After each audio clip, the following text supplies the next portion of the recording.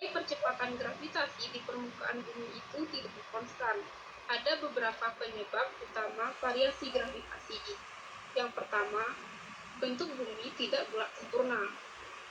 Bumi berbentuk elipsoid tepat dengan radius ekuator lebih besar daripada radius kutub. Akibatnya, titik di ekuator berada lebih jauh dari pusat massa bumi dibanding titik di kutub. Karena gaya gravitasi berbanding terbalik dengan kuadrat jarak ke pusat massa, maka gravitasi lebih kecil di ekuator dan lebih besar di kutub. Yang kedua yaitu rotasi bumi. Rotasi bumi menghasilkan gaya sentrifugal yang bekerja menjauhi sumbu rotasi. Gaya ini paling besar di ekuator dan nol di kutub. Gaya sentrifugal mengurangi berat secara efektif di permukaan bumi. Kombinasi bentuk bumi dan rotasi menyebabkan nilai gravitasi maksimum di kutub dan minimum di ekuator. Yang ketiga yaitu ketinggian tempat atau elevasi. Semakin tinggi dari permukaan laut, semakin jauh dari pusat bumi. Jadi gravitasi menurun seiring peningkatan ketinggian karena jarak benda pada pusat bumi bertambah. Selain itu, daerah pegunungan terdiri dari material batuan dengan volume besar tetapi densitasnya relatif kecil, sehingga memberikan kontribusi gravitasi yang sedikit lebih rendah dibanding dataran rendah dengan densitas yang lebih tinggi. Yang terakhir yaitu variasi densitas batuan di bawah permukaan. Gravitasi dipengaruhi distribusi massa di bawah permukaan. Batuan dengan densitas tinggi memberikan tarikan gravitasi lebih besar dibandingkan zona sedimen atau rongga bawah tanah. Perbedaan densitas ini menyebabkan anomali gravitasi positif dan negatif yang digunakan dalam eksplorasi geofisika untuk memetakan struktur geologi seperti sesar, cekungan, intrusi magma, dan lainnya. Selanjutnya akan dijelaskan oleh rekan saya. Nilai anomali setelah semua variasi diterapkan yang menggambarkan variasi massa bawah permukaan. Nah, yang kedua itu adalah anomali regional, pola anomali besar dan dalam. Yang ketiga yaitu anomali residual. Setelah anomali regional dikurangi, tersisa anomali lokal yang disebabkan oleh struktur dangkal seperti intrusi, lipatan, atau sesar. Nah, aplikasi metode gravitasi ini banyak juga digunakan di eksplorasi migas, yaitu minyak dan gas, yang tentunya digunakan untuk menentukan ketebalan sedimen dan batas cekungan. Terus menentukan struktur perangkap atau Recording in progress. seperti antiklin atau kubah garam.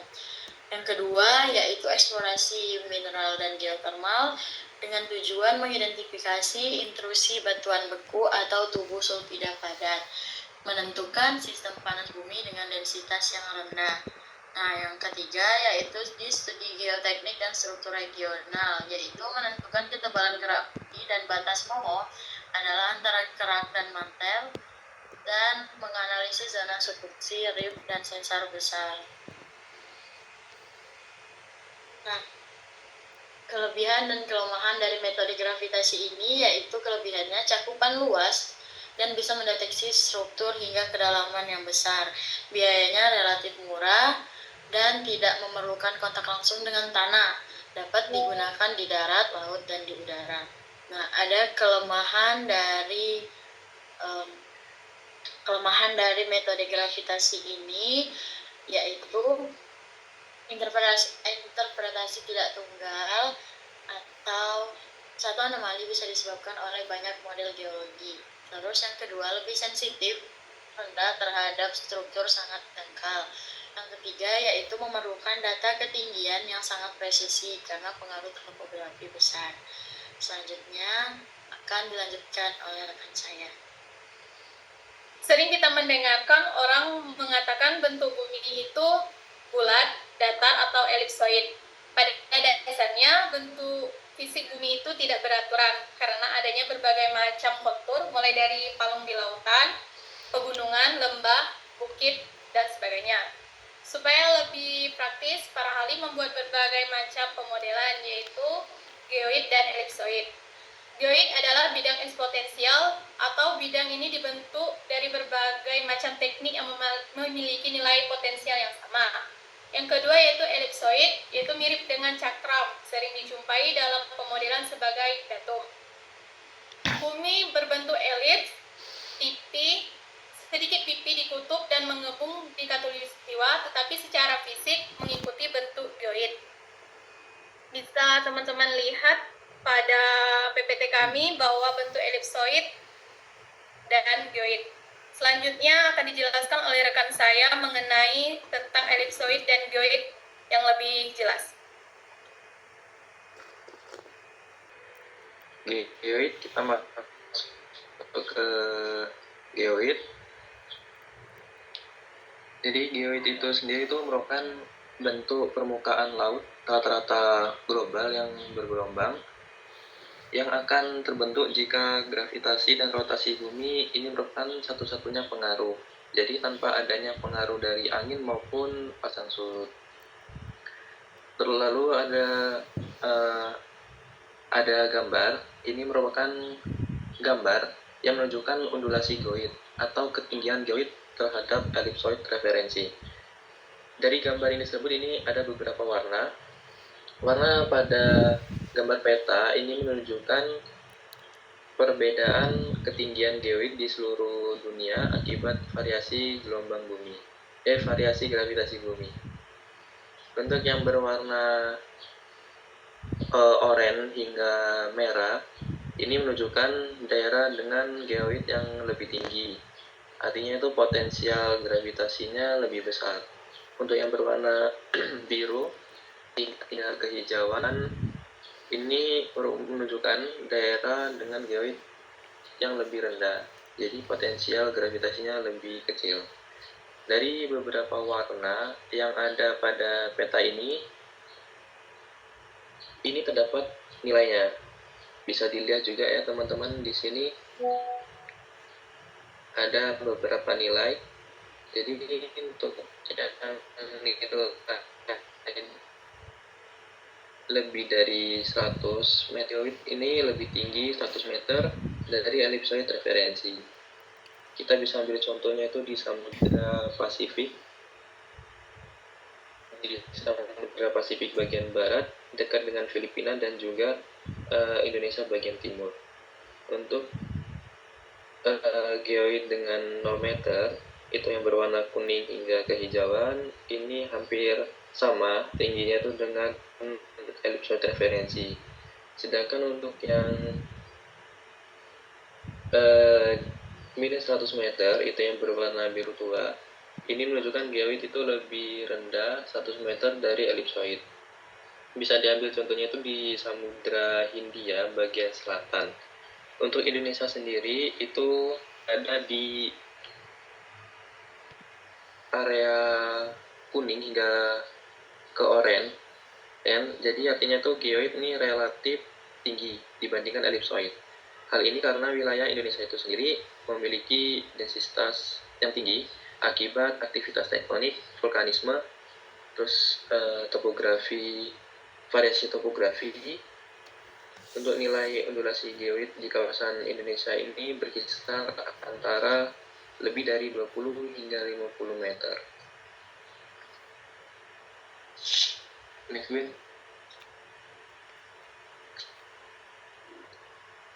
Untuk karakteristik geoid ini ada 4. Yang pertama itu tidak berbentuk elipsoid sempurna, melainkan bergelombang mengikuti distribusi massa bumi. Jadi bentuk bumi tidak mulus seperti model matematis atau elipsoid, melainkan berombak karena dipengaruhi oleh perbedaan kepadatan atau massa yang ada di dalam bumi. Yang kedua tuh representasi bentuk fisik bumi berdasarkan medan gravitasi aktual. Jadi geoid itu model yang menggambarkan bentuk bumi sebenarnya berdasarkan air laut rata-rata yang dipengaruhi oleh gaya gravitasi bumi yang sebenarnya. Yang ketiga itu penyimpangan dari elipsoid referensi disebut undulasi geoid. Jadi undulasi geoid ini merupakan jarak vertikal antara geoid atau bentuk bumi sebenarnya dengan elipsoid bentuk bumi matematis yang digunakan dalam perhitungan. Lalu digunakan dalam konversi tinggi GNSS menjadi tinggi fotometrik. Jadi geoid berfungsi sebagai permukaan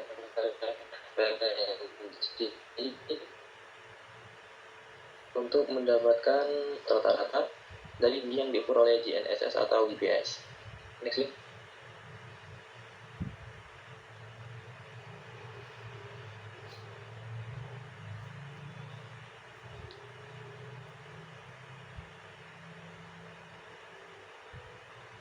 Next.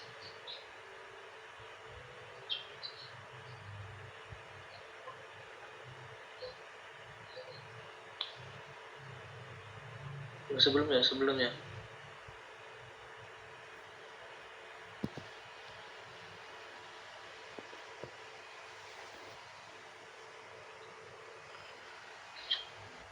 Kita masuk ke ellipsoid.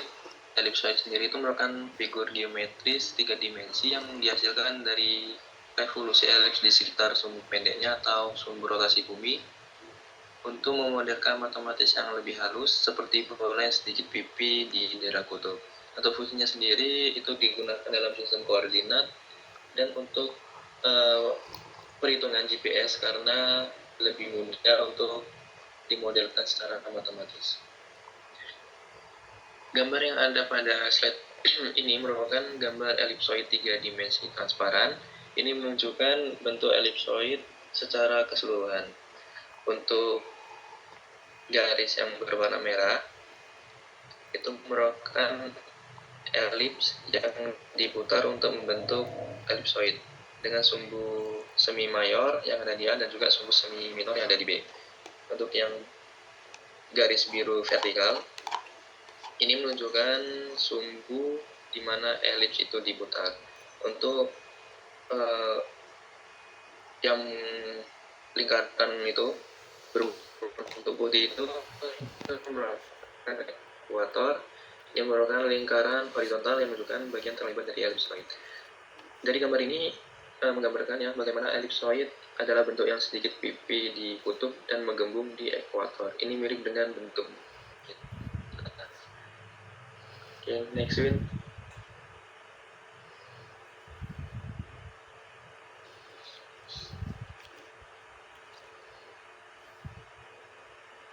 Next.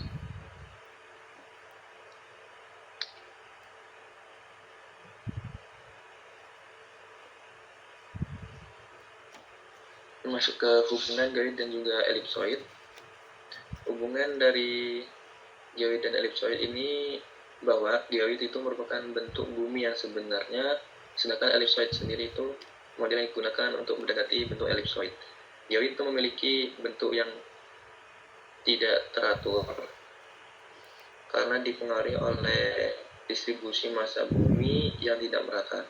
Sedangkan elipsoid itu sendiri merupakan model yang lebih sederhana, lebih mudah digunakan dalam perhitungan. Jadi bisa dilihat ya, ada garis biru itu merupakan geoid. Ini menunjukkan jika garis itu bergelombang, yang artinya itu menunjukkan geoid ini merupakan bentuk bumi yang sebenarnya, sedangkan elipsoid itu lebih halus. Ini merupakan bentuk matematis dari pemodelan. Baiklah, materi ini selanjutnya akan disampaikan oleh rekan saya. Baik, selanjutnya yaitu metode penentuan geoid. Yaitu ada 3, yaitu geoid gravimetrik, geoid global, dan geoid hybrid. Geoid gravimetrik adalah model geoid sepenuhnya ditentukan pengukuran gaya berat atau gravitasi di permukaan bumi. Prinsip kerja dari geoid gravimetrik ini menggunakan anomali gravitasi, yaitu perbedaan antara gaya berat yang terukur dan gaya berat teoritis atau normal pada elipsoid. Adapun kelemahan dari metode geoid gravimetrik ini yaitu membutuhkan data gravitasi yang sangat rapat dan merata, dan hasilnya seringkali memiliki kesalahan pada komponen gelombang panjang. Yang kedua yaitu kelebihannya yaitu mencerminkan kondisi massa lokal secara detail. Yang kedua yaitu metode geoid global. Adalah model geoid yang mempresentasikan medan gravitasi bumi secara keseluruhan, biasanya dalam skala global. Prinsip kerja dari geoid global ini yaitu dihitung dari kombinasi data satelit seperti GRESS atau GOCE dan data gravitasi permukaan, kemudian dipresentasikan menggunakan harmonik bola. Kelebihan dari geoid global ini yaitu mencakup seluruh permukaan bumi, baik digunakan dalam mempresentasikan medan gravitasi. Sedangkan kelemahan atau kekurangannya yaitu kurang detail dalam dan akurat pada wilayah lokal karena keterbatasan resolusi. Dan yang terakhir adalah geoid hybrid. Adalah model geoid yang menggambarkan hasil dari geoid gravimetrik dan data referensi ketinggian terestrial untuk mendapatkan nilai optimal. Prinsip kerjanya yaitu menggabungkan dua data sumber utama yaitu model geoid gravimetrik yang berdasarkan data gravitasi seperti darat, laut, udara, dan satelit dengan data geodetik seperti GPS digunakan untuk menyesuaikan model geoid agar sesuai dengan sistem tinggi nasional. Kelebihannya itu menghasilkan geoid yang paling akurat untuk presisi di wilayah tertentu. Kelemahannya yaitu ketergantungan pada data kontrol GPS. Yang kedua yaitu aplikasi geoid.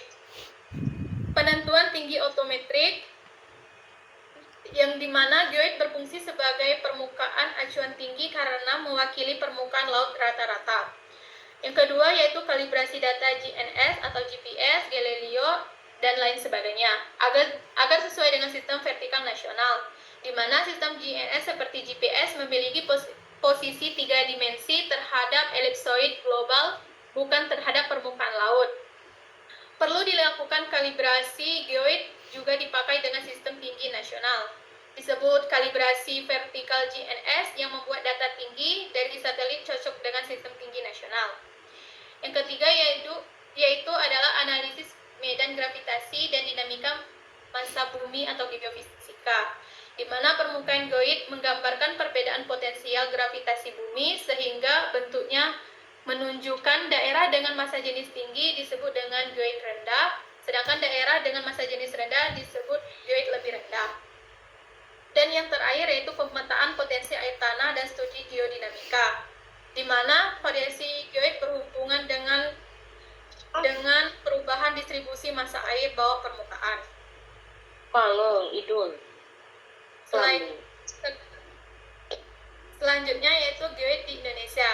Yang pertama, Indonesia memiliki geoid yang bergelombang cukup besar karena perbedaan densitas gerak dan topografi.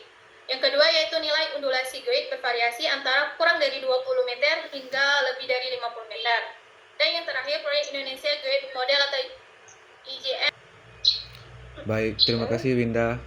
Di sini saya akan menjelaskan hubungan antara graviti dan geoid dalam geodinamika. Dalam geodinamika, graviti dan geoid saling berkaitan karena keduanya mencerminkan distribusi massa dan bentuk potensial bumi. Variasi gravitasi menunjukkan perubahan densitas dan struktur bawah permukaan. Sedangkan geoid menggambarkan bentuk bumi akibat medan gravitasi tersebut. Hubungan keduanya digunakan untuk memahami proses internal seperti konveksi mantel dan pergerakan lempeng tektonik, sehingga membantu menjelaskan dinamika dan keseimbangan bumi. Next.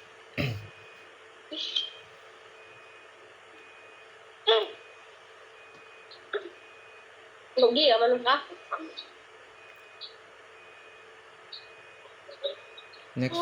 Next Winda. Oke. Nah, di sini medan gravitasi terbagi menjadi dua, yaitu di daerah gravitasi kuat dan di daerah gravitasi lemah.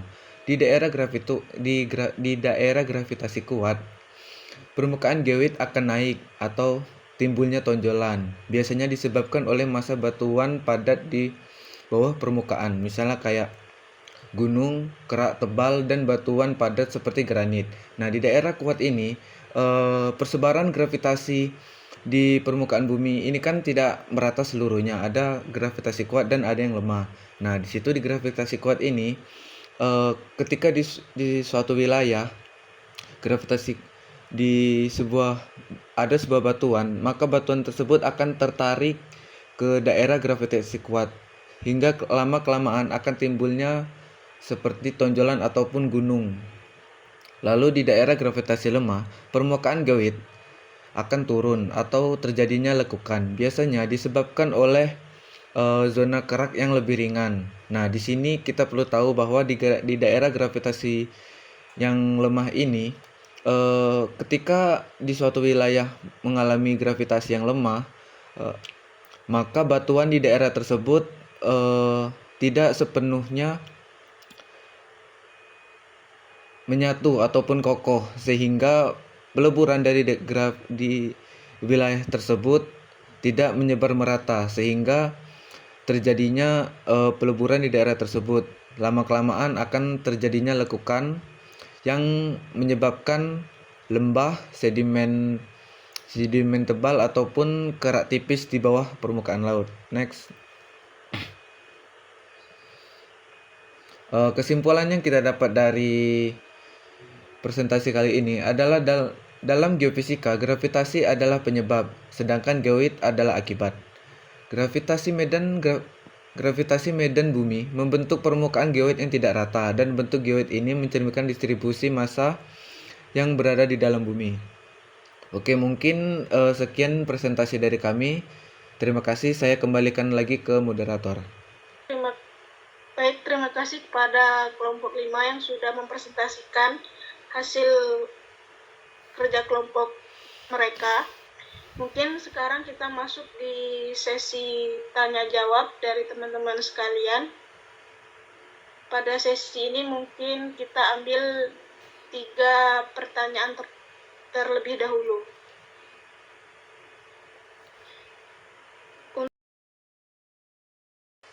Tiga. Tadi kan materinya tadi tentang graviti dan geoid ya. Nah, di sini saya akan bertanya tentang jelaskan bagaimana variasi gravitasi dapat digunakan untuk mendeteksi keberadaan mineral atau minyak bumi. Waalaikumsalam warahmatullahi wabarakatuh. Perkenalkan, nama saya Gina Sofianovita dengan NPM F1H023-047. Tadi kan yang udah dijelaskan sama kelompok 5 yaitu tentang graviti dan geoid. Di sini pertanyaan saya, jelaskan apa sih hubungan antara gravitasi sebagai penyebab dan geoid sebagai akibatnya dalam sistem bumi. Apakah sudah jelas?